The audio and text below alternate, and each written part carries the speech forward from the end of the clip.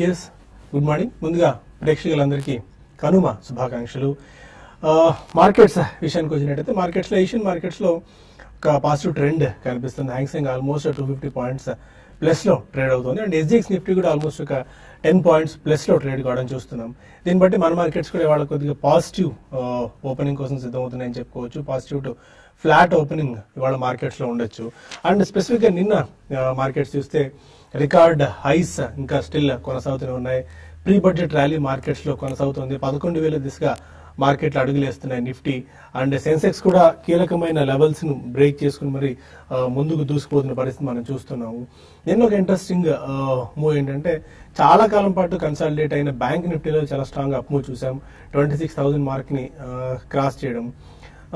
And ఇంకొక side negative factor ఏంటంటే mid and small caps కొద్దిగా వీక్నెస్ కూడా మనం అబ్జర్వ్ చేసాం. ఎందుకంటే ఎంతకాలం బ్యాంక్స్ పెద్దగా మార్కెట్స్ కి అయితే సపోర్ట్ చేయలేదు. నిన్న బ్యాంక్ నిఫ్టీలో చాలా స్ట్రాంగ్ అప్ మూవ్ చూడడానికి బట్టి చూస్తున్నట్టయితే మేబీ ఇక్కడి నుంచి బ్యాంక్స్ కూడా కొద్దిగా పర్ఫామ్ చేసే అవకాశాలు మనకు కనిపిస్తున్నాయి. But mid and small caps మాత్రం కొద్దిగా వీక్నెస్ ఉంది. సో అవి కూడా మనకు సపోర్ట్ చేసినట్టయితే స్టిల్ ఇంకా స్ట్రాంగ్ అప్ మూవ్స్ మనకు అప్ సైడ్ ఉండే ఛాన్సెస్ మనకు కనిపిస్తున్నాయి. ఎఫ్ఐఎస్ డేటా చూస్తే ఎఫ్ఐఎస్ నిన్న ఆల్మోస్ట్ 32 కోట్ల మేర కొనుగోళ్లు జరిపితే డిఐఎస్ ఆల్మోస్ట్ 173 కోట్ల రూపాయల సెల్లింగ్ చేయడం మనం చూస్తున్నాము.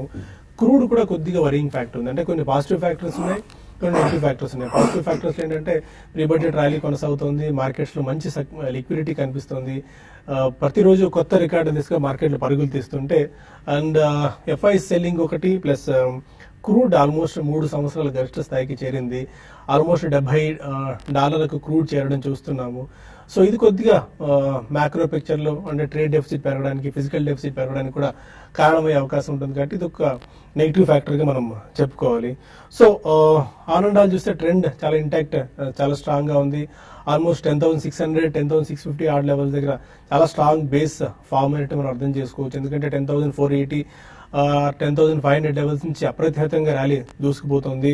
చాలా స్ట్రాంగ్ అప్ మూవ్స్ ఇప్పటిదాకా మన మార్కెట్స్ లో చూసాం. ఆల్మోస్ట్ 250 పాయింట్స్ దాకా ప్లస్ ఎక్కడ ఒక పరుగు కి బ్రేక్ పడని ఇది మనం చూస్తున్నాము. సో ఇది ఇప్పటిదాకా ఉన్న మార్కెట్ సినారియో. అన్లిస్ ఎలాంటి వ్యూతో అడిగి తెలుసుకుందాం. Good morning both of you. Good morning.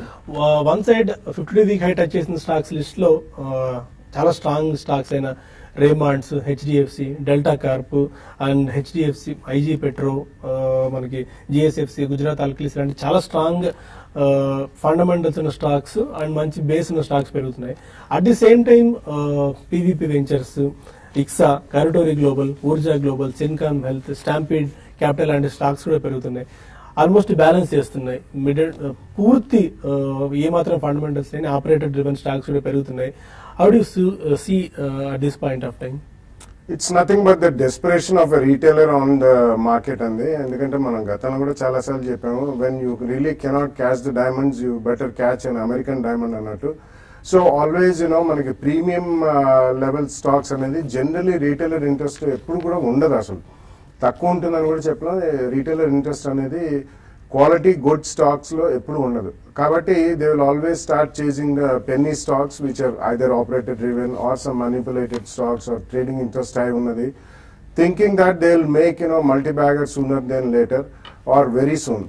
So ఈ కారణం వలన మనకి all penny stocks are also going up. Fundamentals ఉన్నా లేకపోయినా, అసలు బిజినెస్ ఉన్నా లేకపోయినా, బిజినెస్ మోడల్ ఉన్నా లేకపోయినా, everything else is going up. That's a dangerous signal అండి, especially for the retailer. But overall market growth చూసుకుంటే కనుక మనకి డొమెస్టిక్ లిక్విడిటీ చాలా స్ట్రాంగ్ గా ఉంది. కాబట్టి I think we are really seeing a strong growth in the market, also driven by FIs. Recently ఇప్పుడు last week చూసుకుంటే FIs have been net buyers only. So ఈ కారణం వలన మనకు ఒక ఈవెంట్ కూడా ముందర ఉంది. So I think all cats and dogs are running because people are not able to really buy the quality premium stocks. All in all I would say ఇప్పటిదాకా వచ్చిన రిజల్ట్స్ లో I think mid small cap stocks లోనే results for phenomenal అనే చెప్పాలి. Because top line stocks లో దేవర్ as per expectations. ఎందుకంటే ఎప్పుడు growth అనేది టాప్ లైన్ స్టాక్స్ లో మనకి కొద్దిగా లాగ్ ఎఫెక్ట్ అనేది ఉంటుంది కాబట్టి. And people are waiting for budget కాబట్టి probably another 10 days we will go into complete budget season. So next week కూడా ఐ థింక్ కొద్దిగా వాలటాలిటీ పెరిగే ఛాన్స్ ఎక్కువ ఉంది. In my opinion people should never chase a penny stock అండి. Be away from those penny stocks. Be extremely cautious. ఎందుకంటే కొద్దిగా మార్కెట్లో overall ఒక 2-3% ఇండెక్స్ పరంగా కరెక్షన్ వచ్చినా కానీ దీ stocks there will be no buyers at all. So ఆ కారణం వలన quality stocks are always the best to buy. Declines లో మీరు quality stocks కొనగండి, especially కొన్ని రంగాలు like alkali stocks recent times లో they have seen a phenomenal run up. Again the same story, and China is shutting down a lot of chemical, fine and specialty chemicals, even commodity chemicals. Pollutants ఎక్కడైతే ఎక్కువ ఉన్నాయో they are shutting it down. Number one, wages are going up in China. Number two, currency is getting stronger. Number three, there are so many reasons why many industries are moving away from China, and the best home for them, second home will be India. So ee karanam vallana people are pre-chasing the stocks and taking them to stratospheric levels. All in all, I would say it's a good market, nothing to worry about. Structurally, it's a very strong market, but caution is really required at this stage in it. Do not chase penny stocks or SMS-based stocks, or somebody told you to buy that stock because it will go up, so on and so forth. Avanni pakkana petti wait for a small correction. If you participate cheyanu anukunte, they can wait for a small correction. Otherwise, they can just go through mutual funds via SIP. And just now I mentioned about alkali related stocks ఈ మధ్యకాలంలో చాలా fancy పెరుగుతుంది ఈ stocks కూడా. అలాంటి Gujarat alkalis, కిరి industries అలాంటి ఫండమెంటల్గా చాలా strength ఉన్న స్టాక్స్ ని పాయింట్ ఆఫ్ టైంలో స్టిల్ ఇప్పటికీ సజెస్ట్ చేస్తారు. ఆర్ఎల్స్ మిడ్ అండ్ స్మాల్ క్యాప్స్ ఏదైనా ఉన్నాయా? Yeah, actually we have been talking about it for more than 2-3 years. As a segment, as a sector, it's a sunrise industry and it's a multi-year theme అని చెప్తున్నాం. Gujarat Alkali is a different company. Kiri Industries is basically into dyes, dye stuff, so on and so forth. Alkali, chloralkali, caustic soda, ivanni chlorine, ivanni, there is a separate set of stocks because they are completely commodity chemicals in Japan. So commodity chemicals kuda, I think the days have begun because China has shut down a lot of their facilities, and import duties kuda ekkadakakada manaki import duties kuda penchutunnara, anti dumping anandi meeru inkoka peru pettandi.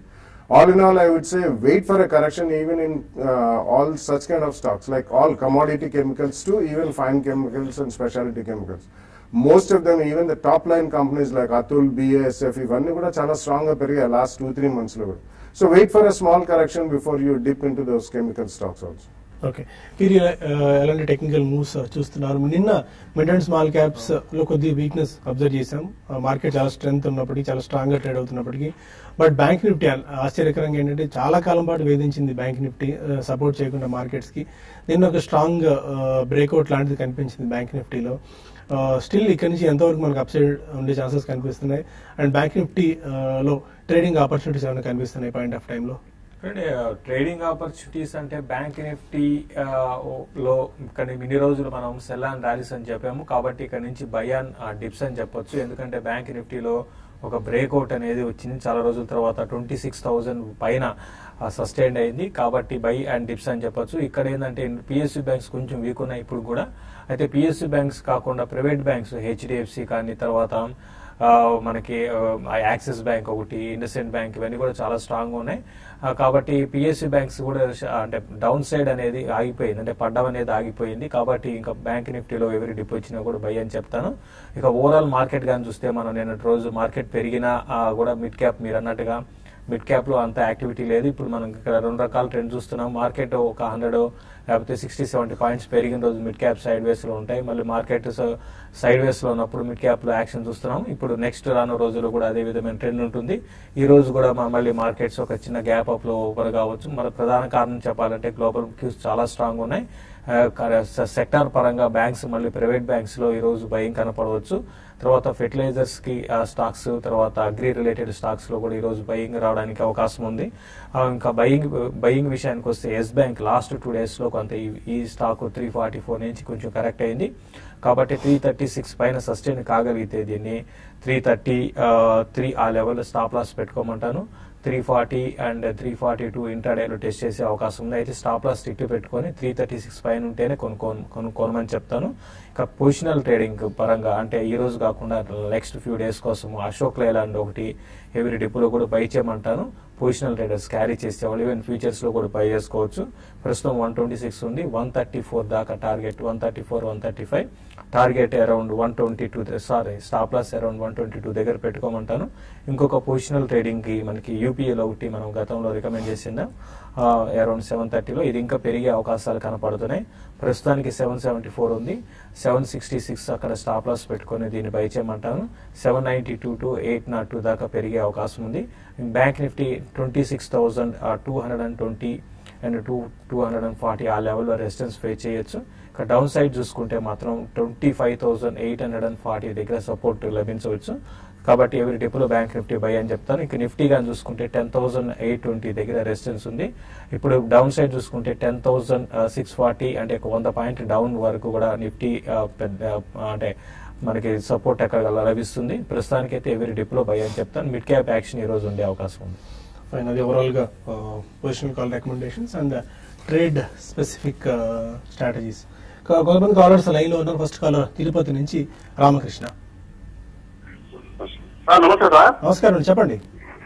Sir నేను మొన్న వెండ్ కొన్నాను sir. WENDT ఇదండి WENDT వెండ్ okay okay fine, చెప్పండి. 3,700 కొన్నాం sir. ఇప్పుడు down అయిపోయింది. దాని గురించి కొంచెం తెలుసుకున్నాను సార్. ఫండమెంటల్స్. ఓకే, ఇందులో అసలు లిక్విడిటీ ఉండదండి. Vent is a very specific company which makes all these grinding సంబంధించిన పరికరాలు చేస్తారు. Especially it goes in to cement, mining and so on and so fourth. It's a very small equity company, extremely small equity. Actually it's spelt as vent, WENDT అనగానే it's spelt as vent.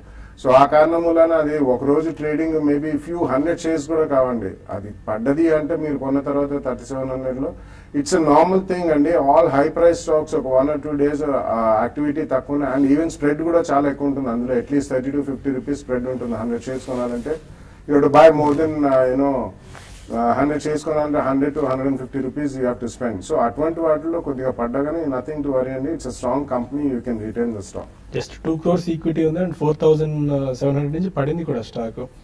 చెప్పిన stock almost 4,260, 4,300 నుంచి 3,400 వరకు almost 800. It's a very small equity company అండి. ఇందులో అస్సలు liquidity ఉండదు. But it's a very strong company, nothing to worry about. Guntur నుంచి సారథి మరో కాల్. అడగండి సారథి. Hello sir. నమస్తే సార్. నమస్కారం, చెప్పండి. CCL T36 లో తీసుకున్నామండి. అది 2 months కి హోల్డ్ చేయమంటారా, సేల్ చేయమంటారా? CCL Natco sir. నాటుకో తీసుకుందాం అనుకుంటున్నారా? తీసుకున్నాను సార్. ఉన్నాయి సార్, 100 shares ఉన్నాయి. ఏ పేజ్ లో అండి? 60 లో తీసుకున్నాను సార్. ఓకే అండి, మీరు రెండు కూడా మంచి స్టాక్స్ లో ఉన్నారు. CCL గాని చూసుకుంటే ఏంటంటే ఇది లాంగ్ టర్మ్ కన్సాలిడేషన్ లో ఉందండి. ఇది మనకి మిగతా అదర్ స్టాక్స్ టీ గానీ, coffee related, even Tata Coffee గానీ, Tata Global Beverages related stocks ఈ మధ్య కాలంలో అంటే tea related, coffee related stocks బాగా పెరిగాయి. ఇది కన్సాలిడేషన్ లో ఉంది. మీరు 330లో తీసుకున్నారంటున్నారు. దానికి ముందుగా చూసుకుంటే ఇది ఒక 100 rupees బిలో నుంచి ఒక 2 ఏళ్లలో మనకి మల్టీ బ్యాగర్ అయిన స్టాక్. కాబట్టి ఇది ఈ కన్సాలిడేషన్ కొన్ని రోజులు కొనసాగొచ్చు. బట్ ఫండమెంటల్ గా బాగుంది. రీసెంట్ గా ఈవెన్ వీళ్ళు మనకి పబ్లిసిటీ చేయడం కూడా చూస్తున్నాం. బ్రాండ్ వాల్యూ కూడా పెంచుకుంటున్నారు. అదొక అడిషనల్ అడ్వాంటేజ్ అవుతుందండి లాంగ్ టర్మ్ కి. కాబట్టి నా ఉద్దేశం ప్రకారం మీరు హోల్డ్ చేయండి, లాంగ్ టర్మ్ హోల్డ్ చేయండి. 2 months అంటే మాత్రం ఇది 320 దాటితే క్లోజర్ గా మీ రేట్ రావచ్చు అండి. 334, 336 దాకా రావచ్చు నెక్స్ట్ 2 to 3 months లో. అక్కడ ఎగ్జిట్ కానీ మీ షార్ట్ టర్మ్ అయితే. ఇన్వెస్ట్మెంట్ అయితే మాత్రం హోల్డ్ చేయండి. ఇది ఒక పెద్ద ర్యాలీ రావడానికి ఒక 1.5 year లో రావడానికి అవకాశం ఉంది. కానీ నాట్కో ఫార్మా విషయానికి వస్తే నాట్కో మీరు ట్రేడింగ్ పరంగా కాకుండా ఇన్వెస్ట్మెంట్ కి అయితే నాట్కోని హోల్డ్ చేయండి. ఇది స్లోగా ఇన్ని రోజులు కన్సాలిడేట్ అయింది. ఇది కూడా 980 దాటేది కాదు. ఇప్పుడు దాటి దానిపైన సస్టైన్ అవుతుంది. ఫండమెంటల్ పరంగా ఓకే, కానీ ఎక్స్పెన్సివ్ అండి. దీంట్లో మాత్రం క్లోజర్ గా మీకు 1200 ఆ రేట్ వస్తే మీరు ఒకసారి ప్రాఫిట్ బుక్ చేసుకోమని చెప్తారు. ఓకే, ఇంకా మరిన్ని కాల్స్ అండ్ మెయిల్స్ తీసుకునే ముందు బిజినెస్ బ్రేక్ఫాస్ట్ షోలో ఒక చిన్న బ్రేక్ తీసుకుందాం.